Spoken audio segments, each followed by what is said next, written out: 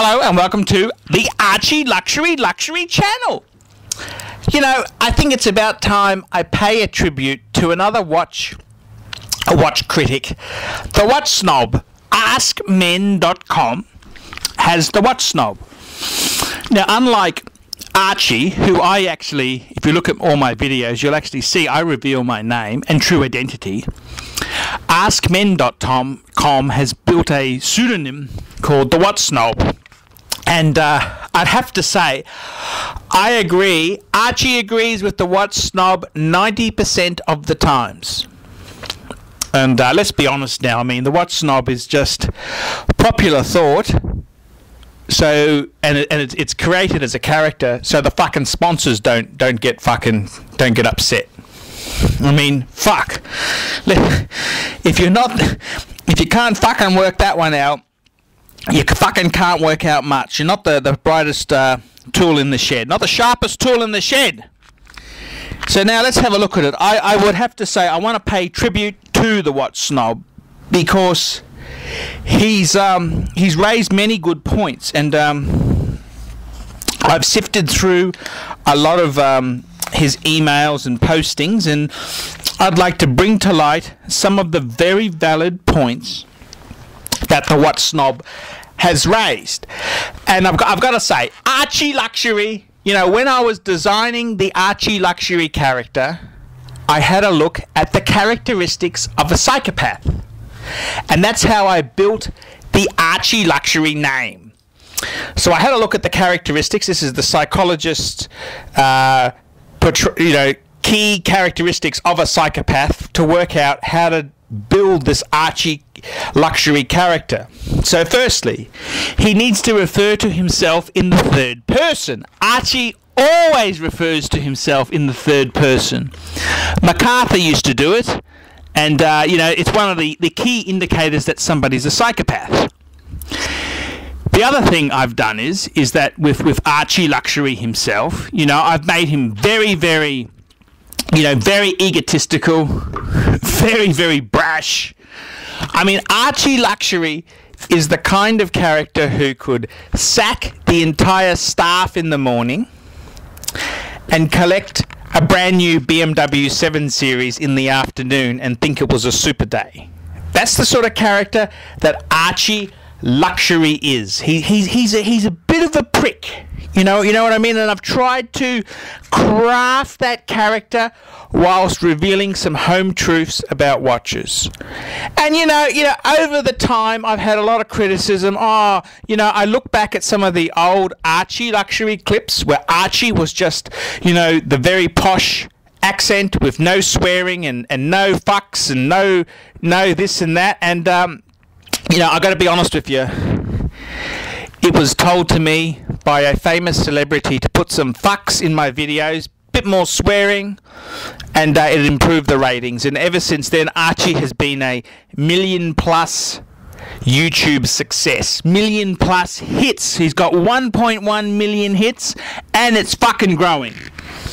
Now, let's go and have a look at a couple of the Watch Snob comments that Archie agrees with. Okay. The Watch Snob has said, I'll just quote the Watch Snob.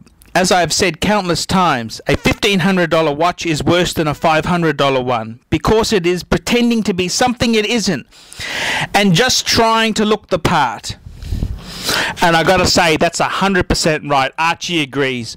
Look, I had lunch with a good friend, Justin the other day, and Justin has a Mido. A Mido is sort of like a mid-tier Swiss brand, and I gotta be honest with you. I don't hate the Mido brand, but after having a look at Justin's Mido, fuck me dead. You can see why. I kind of get a bit immune. I've been looking at most of my watches are Holy Trinity, or they're special iconic pieces.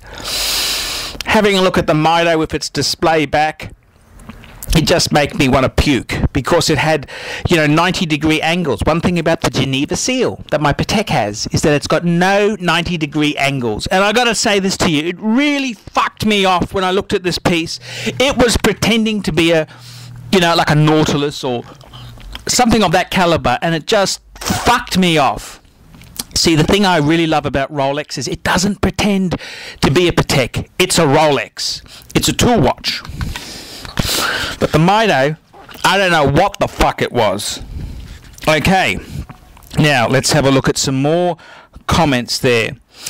And this is to quote the Watch Snob. And he says there, when it comes to timepieces, beauty is more than skin deep. We appreciate what lies behind even the simplest dial, the movement, the history, and the hands that built it. So I could tell every clueless flop to go buy a Movado, Skagen, or any other brand sold down the aisle from the cologne and sunglasses that came out, then I wouldn't be doing my job. And that's a very valid point, Watch Snob. Very valid. Another valid point I like, Watch Snob talks about the Omega Speedmaster Professional. He says, in my opinion, he goes, I have to remember that you're wearing of wearing a watch is about respect. Have respect for yourself. Wear something that has history, a watch that someone really put thought into, and a watch that matters. On top of that, no one who matters, notice I said who matters, will respect a man who wears a less than formidable wristwatch. A Speedmaster Professional is, like I've said before, a very easy and inexpensive way to be part of the real wristwatch community.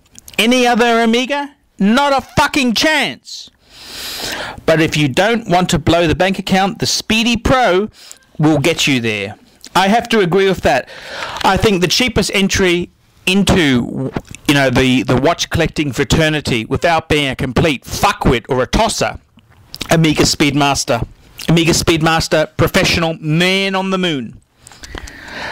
I'd have to say, now this is the Watch Snob talking about associations with cool people makes watches cool, so long as they do not become overexposed.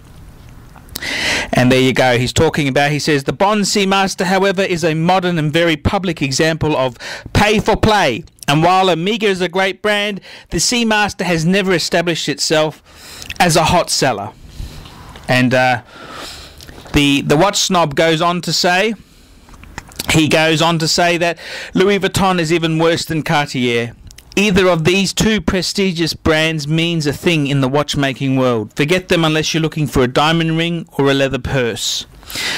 I'd have to give Cartier. Cartier's always had a soft spot to me, but the Watch Snob, I got to admit, this is what the Watch Snob says. Cartier does have a great history of watch design, and its tank watch is nothing short of a classic. But it's too bad it has ruined the line by using subpar movements. Movements so bad no amount of history could redeem. I'd have to agree, Watch Snob. Cartier did do some terrible things as far as movements go. And now another interesting comment the Watch Snob made was he was responding to an email which said, also the first watch I bought was a Baume & Mercier Classima Executive for my graduation. What do you think of it? And the Watch Snob goes on to say, your Baume & Mercier is a decent watch.